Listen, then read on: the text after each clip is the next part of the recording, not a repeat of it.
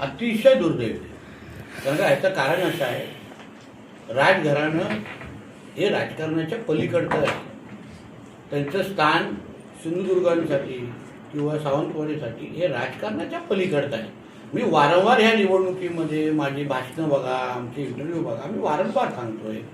श्रद्धाताई असतील, रखमराजे असतील किंवा राजघराण्याचा प्रत्येक व्यक्तीने आज ज्या सावंतवाडीमध्ये आपण उभे आहोत, ह्यांनी आपलं योगदान दिलं नसतं ना, आज आपण या सावंतवाडीमध्ये उभे पण नसतो.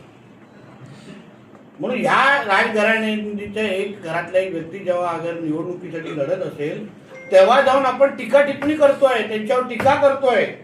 उद्या अगर यांनी त्या काळात, उद्यापेक्षा त्या काळात अगर ठरवलं असतं की आम्हाला सावंतवाडीकडे काहीच करायचं नाही, तर झालं असतं का? सावंतवाडी घडली असती का आपली?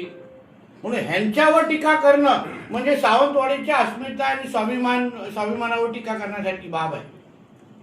आणि म्हणूनच त्याची दखल माझ्या पलीकडे सावंतवाडीची जनता निश्चित पद्धतीने घेणार.